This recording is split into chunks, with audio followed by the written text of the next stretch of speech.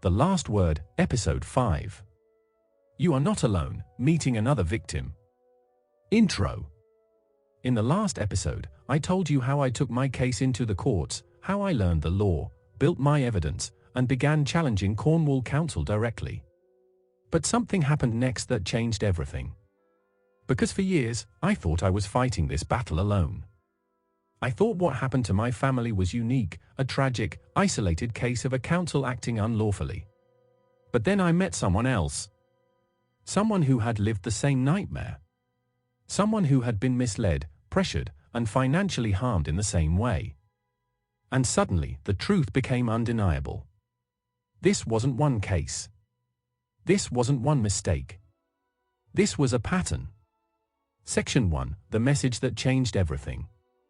It started with a conversation, a simple exchange with someone named Andy Dunstan. At first, it was just a few details. A familiar phrase here. A familiar tactic there. But the more he spoke, the more I felt that sinking feeling in my stomach, the feeling you get when you hear your own story coming out of someone else's mouth. Andy described misrepresentations by Cornwall Council, unlawful charging, manipulation of assessments, coercive threats, emotional distress, financial pressure, and the same institutional resistance when he tried to report it. It was like listening to an echo of my own experience. Different year, different family, same authority, same behavior. And that's when I realized this wasn't an accident. This was a system. Section 2, Andy's story, a parallel nightmare. Andy's case was shocking, not because it was unusual, but because it was identical in all the ways that mattered. He walked into a police station to report fraud and found the very person who committed the fraud sitting behind the desk. He provided evidence, assessments, medical records, recordings, and the police initially agreed a crime had been committed. Then, suddenly, the tone changed. The case was dropped. The explanation? It's a civil matter. The same phrase I had heard. The same dismissal. The same refusal to investigate.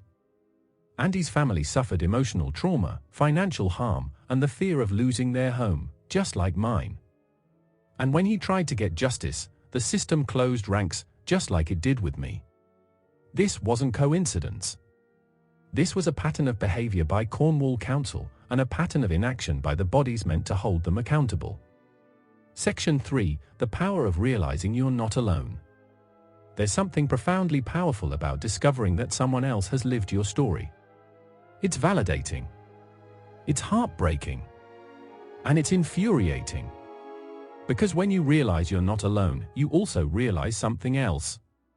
If this happened to 2 families, it happened to more. And if it happened to more, then the system isn't failing, it's functioning exactly as designed. Andy and I compared notes. We compared documents. We compared experiences. And the similarities were undeniable. Unlawful charges.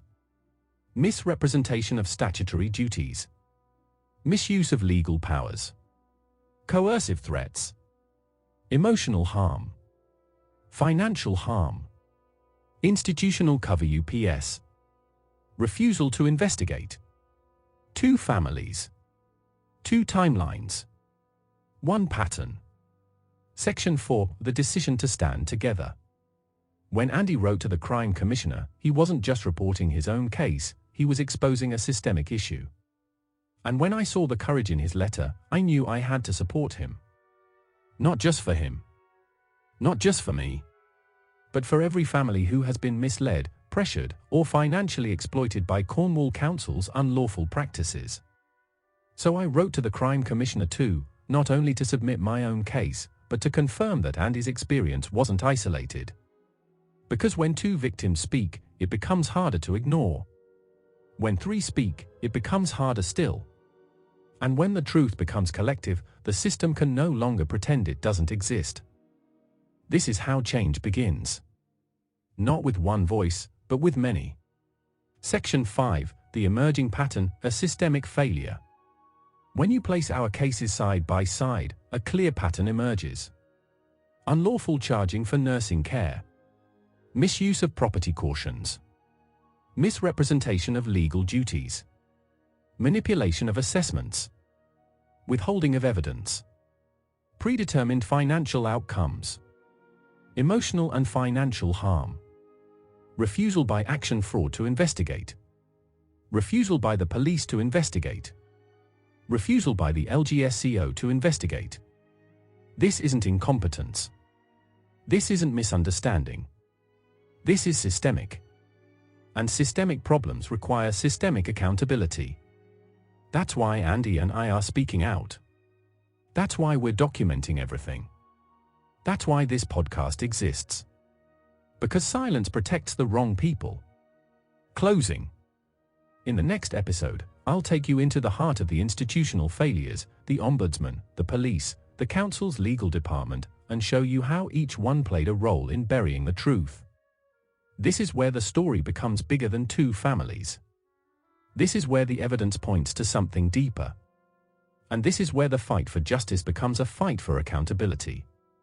If you've ever wondered how corruption survives inside public bodies, Episode 6 will show you.